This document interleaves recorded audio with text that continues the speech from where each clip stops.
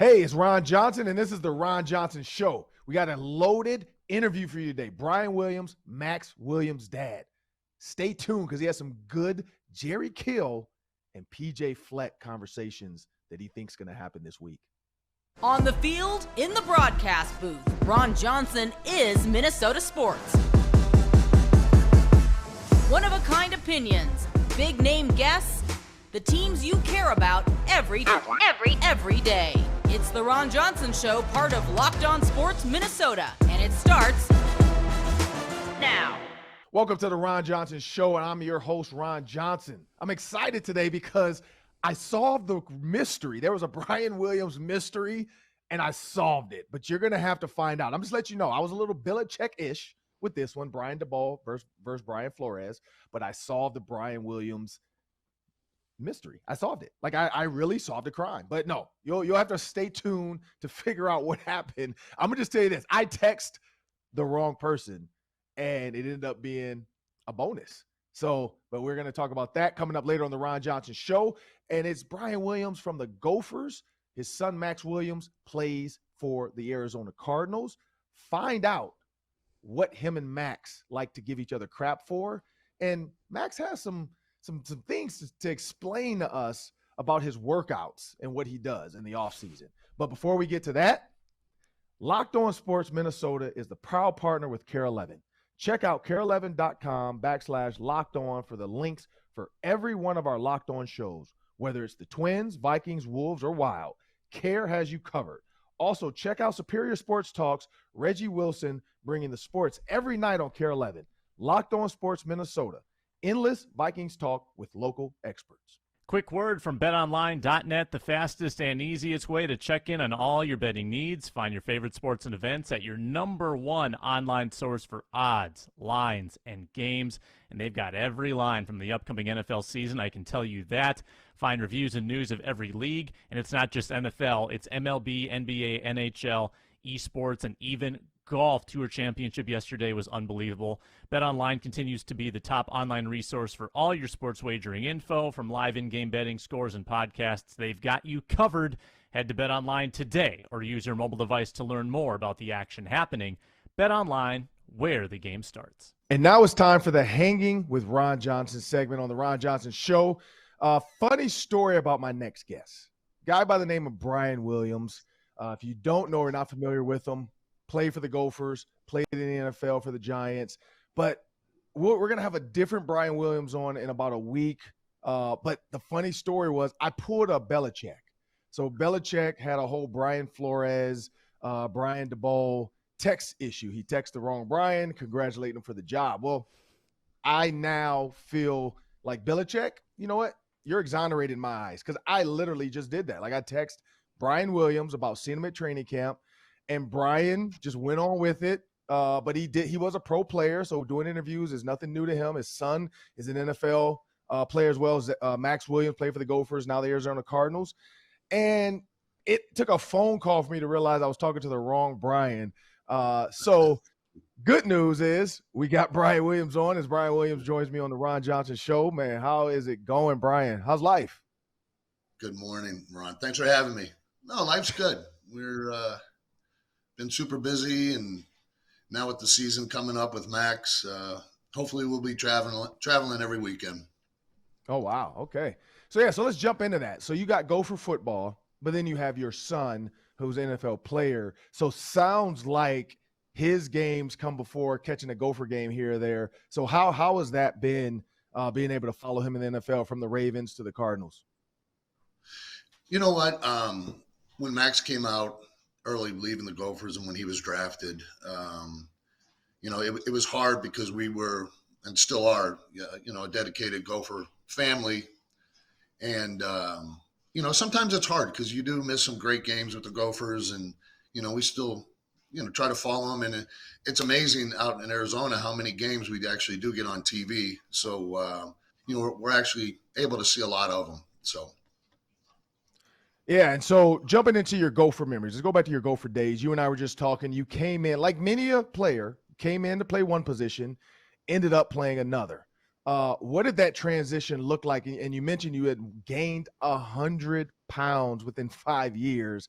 What did that look like at training table and just seeing yourself get bigger, stronger, and, looking back like, hey, I was a tight end one day, now I'm an offensive tackle. What was that transition like?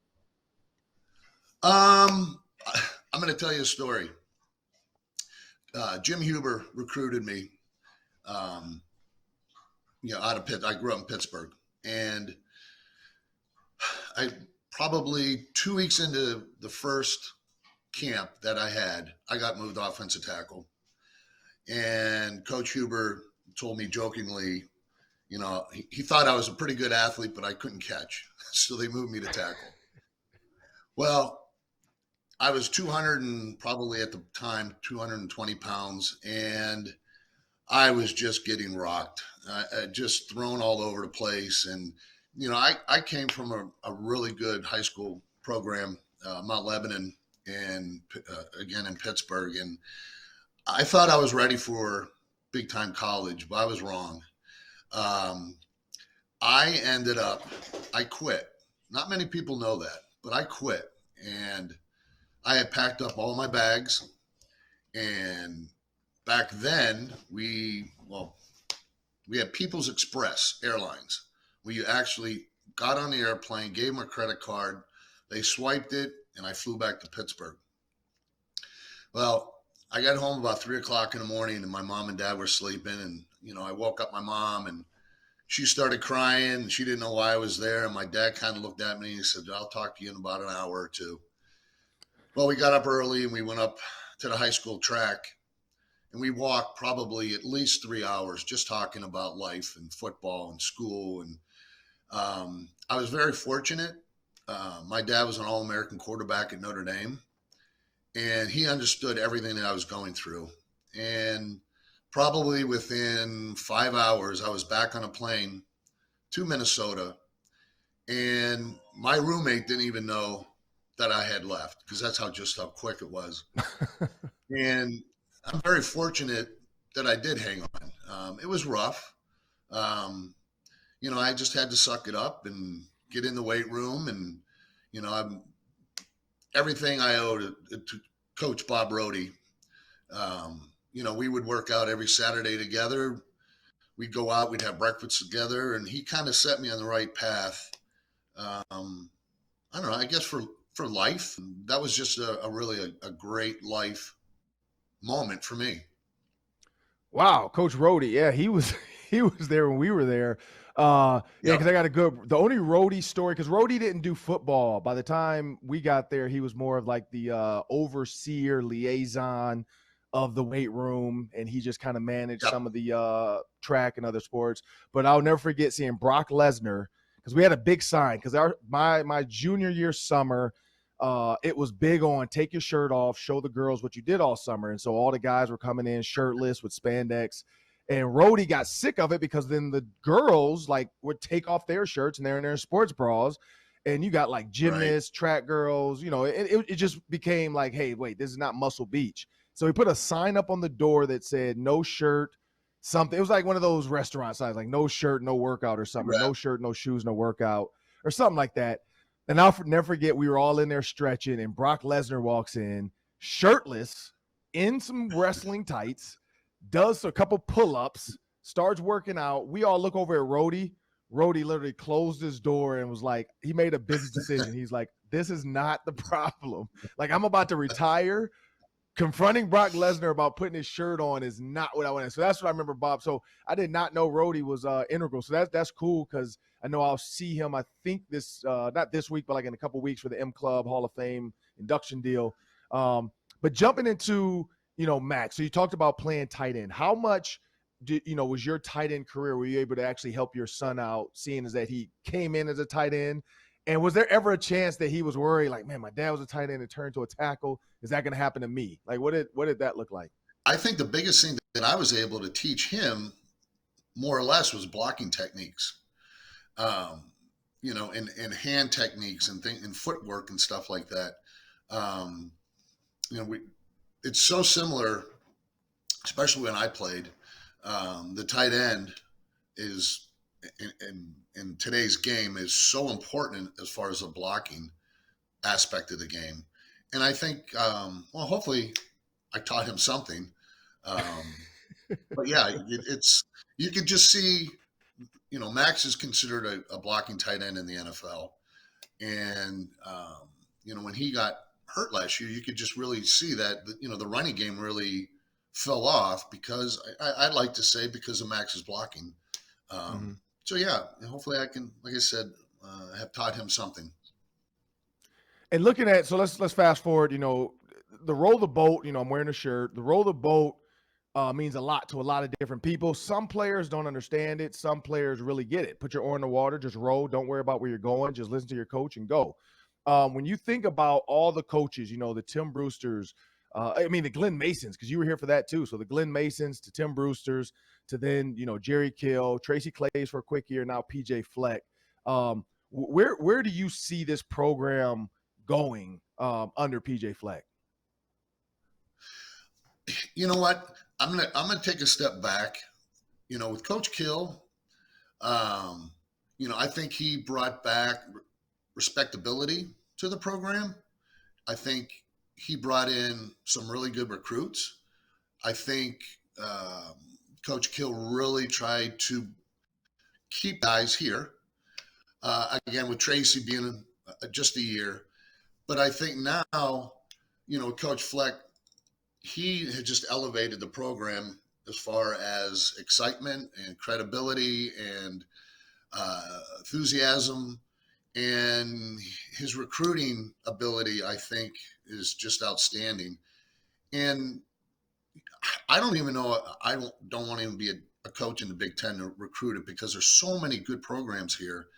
And I just think that Coach Fleck has the ability to go out and get really good recruits and then go ahead and, he takes, as you know, he's taking kids and molding them into men.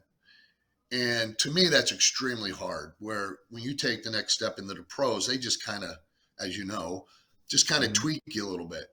And I just think that, which Coach Fleck has the ability to take these kids and mold them into the men. And you could just tell, graduation rates.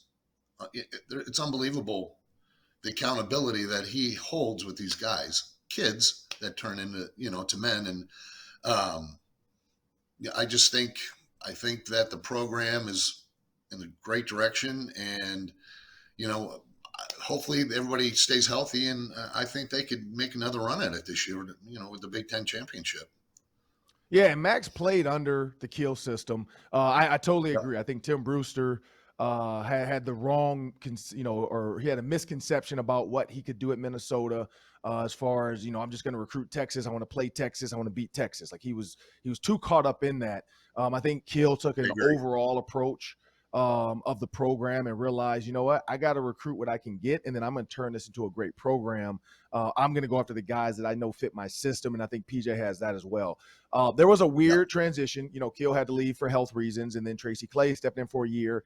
And we all know Tracy Claeys is a great defensive coordinator, but probably not suited to just run a program of that magnitude that early. And so Kiel took exception to how the U handled, firing Claeys and then bringing in PJ, and then PJ's comments about changing the culture. And I think Jerry misunderstood what PJ meant by that, just meaning it doesn't matter who was the coach before. It's got to be my program now. And you start to see Jerry backpedal a little bit and say, you know what, maybe I did come in a little too hot. Maybe I was a little too emotional. Minnesota was the best thing that ever happened to me. I hear those statements and I'm like, you know what, that's just a man not being able to express his feelings. And as a man, you've been in locker rooms where guys could be tired. They could be hungry. They could be sad. They could, be frustrated. But at the end of the day, it's going to come off as anger. When you think about who Coach Kiel is, because you know him, and his, now thinking like, well, maybe I went too far. Do you think that eventually after this game versus PJ Fleck that he will just let it go? You know what? I hope he does. Knowing him personally, I think you used the right word. I think he just got really frustrated. Like I said, he built a program up. He was in the beginning of it. When Maxx was recruited, I always remember, my wife and I, Rochelle, we were sitting in his office when he offered for a scholarship. He just said, "You want to be in the bottom of this? We'd love to have you because we're going to build from the bottom up." And he did. And, when Coach Fleck came in, he didn't take anything away from that, in my opinion. Mm-hmm. I think that he just built on it. And that's credit to Coach Kill and obviously Coach Clay's, it just was a year. But again, I think, like I said, you used the right word. I think he just was frustrated. Yeah, because, and unfortunately, we all know what happened in Minnesota during Clay's term. And so I think if those players had been under Kill, I don't think that situation happens the way it does. But at the end of the day, you can't stop men from making mistakes. And that's what it was. It was a huge mistake by a couple men, and it just put a bad look on the program for a little bit. And I think that's what PJ meant. I got to change the way these men see the world, the way they operate, which had nothing to do with Kill. And I think Kill just took it personal. These were freshmen that were recruited by Clay's as well. So, it wasn't really Kill's thing, but he just took it personal. But right. You know what? Like, we're going to end it there. We're going to jump into the Daily 3 as we bring Sam Ekstrom to the show. We're going to have 3 questions. 3 minutes each. So he'll take 1:30. I'll take 1:30, or he can take 2 minutes. I don't care. But we're going to have Sam jump in and start with the Daily 3. All right. Both of you are Gophers alums, so I want you to go back in time. Think about when your careers took place. Brian, we'll let you start here if you want. Who was your biggest rival when you were a Gophers athlete in the Big Ten? Oh, as far as team goes or player goes? Yeah, team. What team did you just want to beat? What trophy did you want the most? That's the easiest question in the world. It was Ohio State. We could never touch those guys. And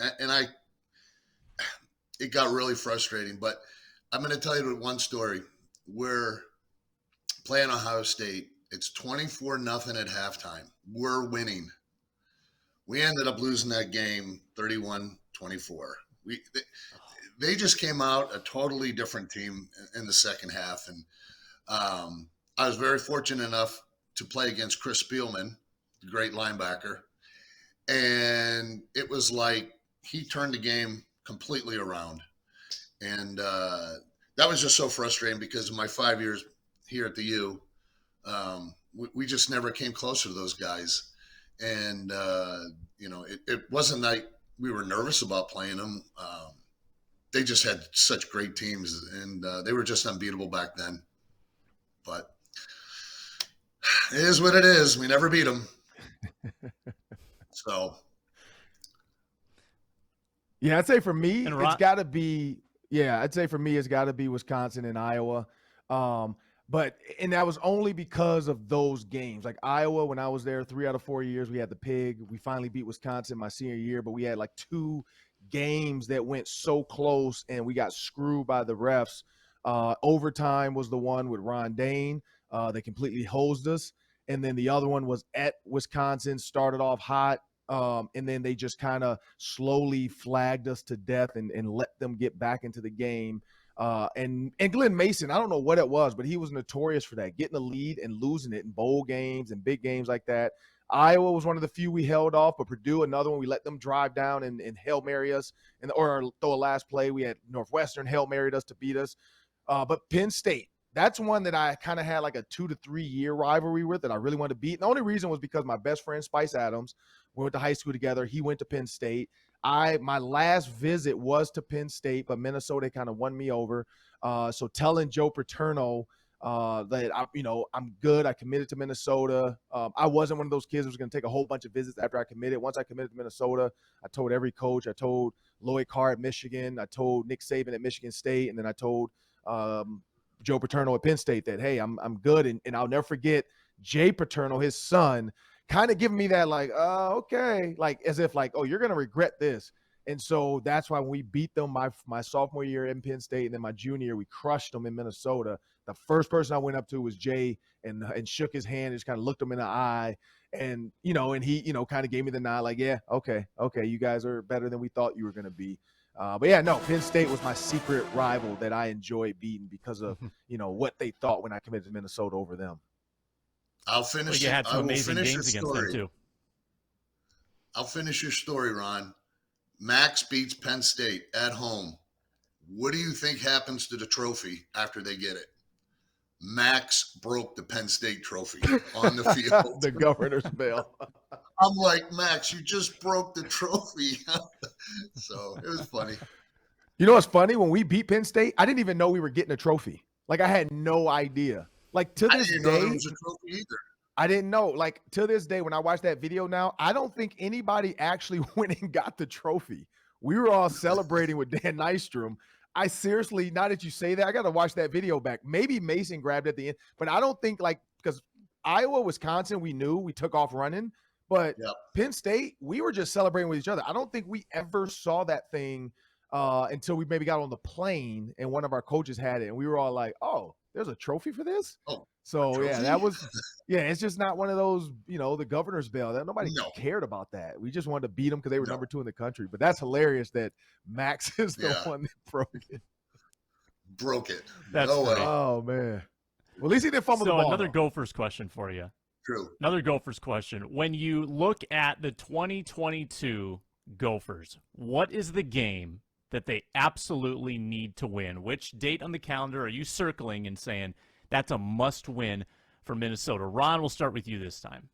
I'm going to say September 1st versus New Mexico State. Not only is that a have to win, they have to win by a lot. Like, it can't be close. Like, it can't be one of those, 2 to 3 scores, but you just can't put any, because we saw what happened with Bowling Green. You got Jerry Kill. ESPN is now hyping this handshake heard around the world up.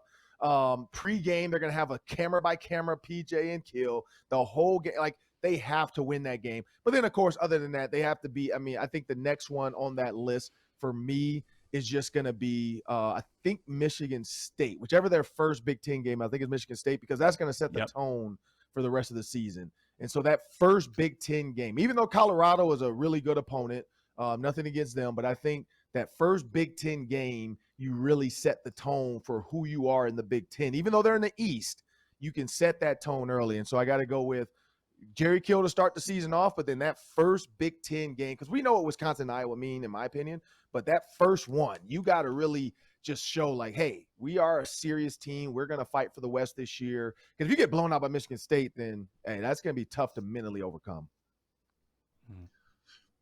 In my opinion, I'm going to have to agree with you, Ron. I think with all the distractions with New Mexico and Coach Kill coming to town and stuff like that, the players, and you've been in that situation too, you really have to focus on the football game. You can't allow yourself to get caught up with all the other stuff on the field.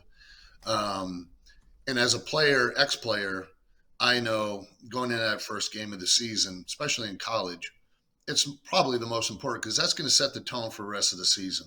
Mm-hmm. And I just think with Coach Kill and Coach Fleck, in my opinion, I don't think anything's going to happen. I think they're both going to be in the middle of the field. Pre-game, I think they're going to be shaking hands. I think they're going to probably just talk football. And I think, again, the starting point is New Mexico State. And I agree again with you, the first Big Ten seasonal game. I just know, when you and I played, we didn't have so many of the non-conference games in the beginning. Yep. So, we didn't have that. We jumped right into the Big Ten. But now it just seems like in the last 15 years, that first game, I remember playing like North Dakota and things like that. You have to be focused. I mean, just because they're New Mexico State doesn't mean they're not a quality program. They are. They're a good team. And you just can't take those games for granted. And again, I think with Michigan State, you got to go out and you have to set the tone right away in the Big Ten and say, hey, we're for real. We're Minnesota, and we're going to go after the Big Ten championship.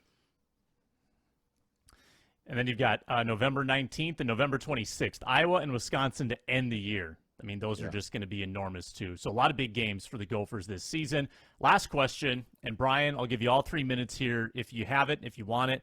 I got to ask you about your Giants career. You go in playing as a rookie under Belichick. Under Parcells. Belichick is there as well.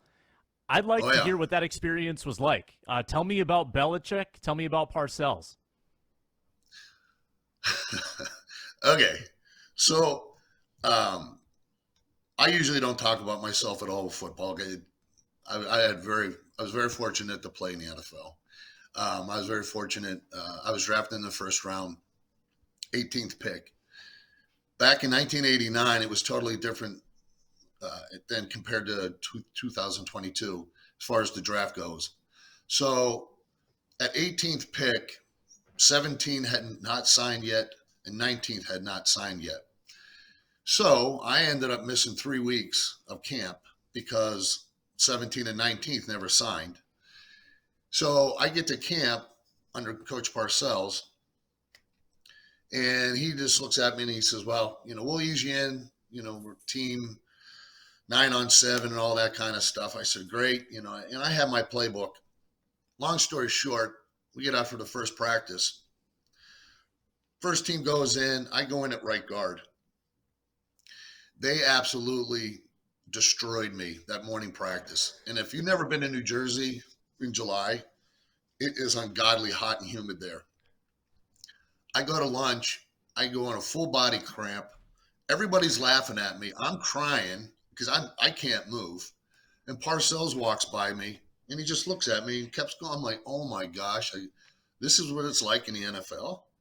Well, we go out. First preseason game, was that following week. And at the time, we played Kansas City, and Bill Moss was their nose guard, and he went to the University of Pittsburgh, so I knew of him.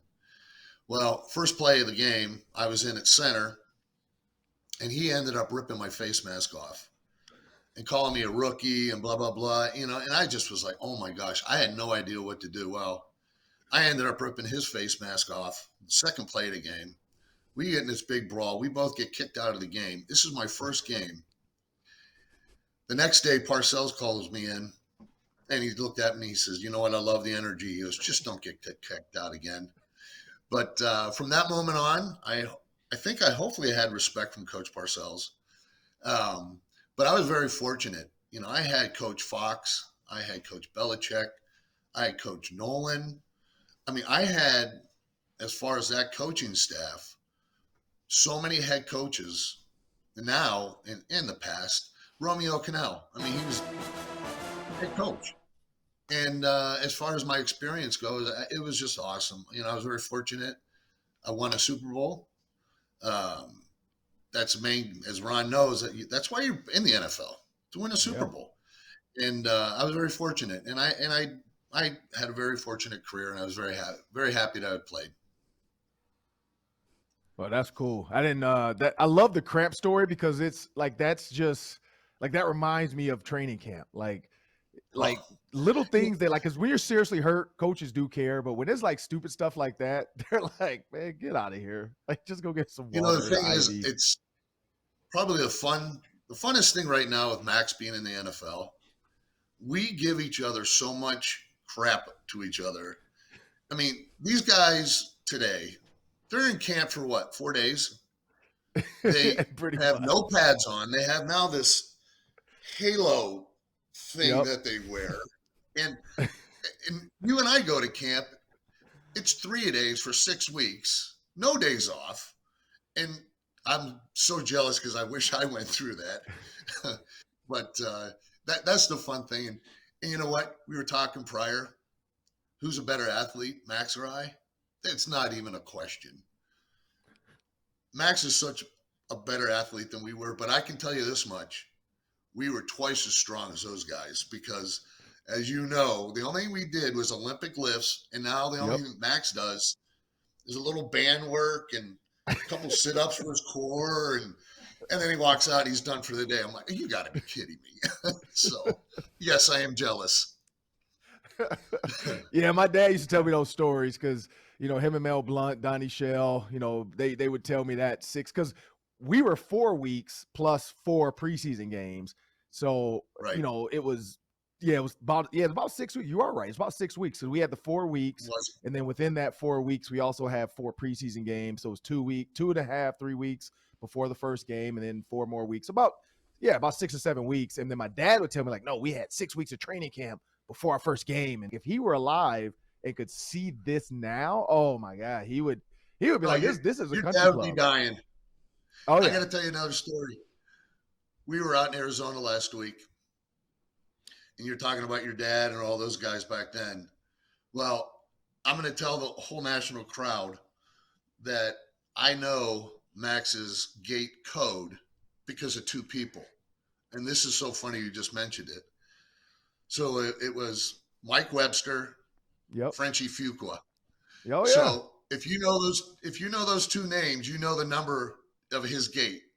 And you just brought up all those guys. I mean, I was very fortunate, with Three Rivers Stadium and your dad and all the old guys back then. But it's so funny. Like I said, it's 52-33. So. Yeah, Frenchie came to my dad's funeral, and him and Franco was there, which was so cool. Now, like when I was a kid, I honestly, and Max probably feels the same way as I do, I didn't appreciate being around those guys. Like Tony Dungy and Mel Blount would give me crap all the time about I'm soft and receivers are soft. We could hit you in the head with a forearm, and I'm like, that's abuse. Like you can't forearm a receiver coming off the line of scrimmage, but they could back then. Like they could beat the crap out of a receiver. And so, and then Frenchie, actually him and Franco were actually at the funeral talking about the Immaculate Reception. Like, cause, me and Joe Green was there as well. Cool. And he made a comment, and Joe looked over at him and he's like, yeah, one of these days you are going to tell me what happened in that play, because they both are holding on until they pass away. They said, Frenchie said eventually when he passes, he will let people know, and Franco, I think, said he'll let people know if Frenchie, if he did or didn't touch the ball. And so he said one of these days he's gonna announce that to the world. But he's like, he wants to be dead and gone, so he doesn't have to deal with whether it went in their favor or went against their favor. Because either way, it doesn't matter. And that's what they all said. They were like, it doesn't matter. We got the ring. And my dad would always say that too. Like, it doesn't matter. We got the ring, so move on and let's go. It was. No, the funny thing is you say you take it. You kind of took it for granted, all those guys and stuff like that. I was very fortunate. With my kids were a little bit older, and I was able to bring them into the locker room, and especially Max, because I have my oldest is a daughter, my youngest is a daughter, so we had to be careful how old they were when they came in the locker room. But Michael Strahan, probably one of the nicest guys you've ever met, and he really, every time he saw Max or my kids, always taking them around and signed shoes and all kinds of stuff like that. But he was very fortunate, and my kids were very fortunate to know a lot of the guys. And I don't know if you remember William Roberts and Adam Shriver played for the Vikings. Oh, yeah. All those guys, my kids grew up with them. And, all those guys used to read my kids' books at night. Monday nights we'd go have dinner and they'd come over. And so there was just a lot of great memories with the players. And I was very fortunate that my kids, were able to experience that. Oh, yeah. No, it's definitely cool. Like when we played Michigan at Michigan on ABC, Lynn Swan was the sideline guy. And that's the first thing he came over and said was like, I remember when you were in diapers. And honestly, as like a 21-year-old dude, I'm like, man, what are you talking about, man? Like, why are we talking about diapers on the sideline? But then, like I said, as I got older, I was like, oh man, this Lynn Swan dude was legit. Like, but I just never, like he was just Lynn to me. Like I didn't see him as the football player. I knew him as my dad's friend. And, and he told me then, which now I understand, he was like, man, I felt old seeing you on the sideline at 21. He's like, I remember when you were in diapers. And now when I see guys, that I remember, we're kids and now they're in the NFL and their kids are playing college football. And, Jimmy Wyrick, who played for the Gophers, his son now at Stanford. And, you see all this. And I'm like, man, yeah, we are getting old, but it's it's fun. I'm glad we figure out the whole Brian situation. You know what though? It might be a Brian thing because that's Brian Williams, Brian DeBall, and Brian Flores. Like it's just a Brian thing. So I'm gonna have to at some point, once we get Brian Williams on, do a side-by-side and then tell that story. Well, next again. time you got to get the right one on, not the old guy. I want to thank Brian Williams for joining us, Maxx Williams' dad, but Brian Williams, Super Bowl champion, Gopher.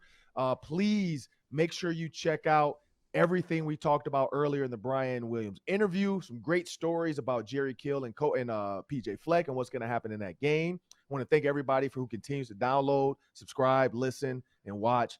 Thank you, and have a great day.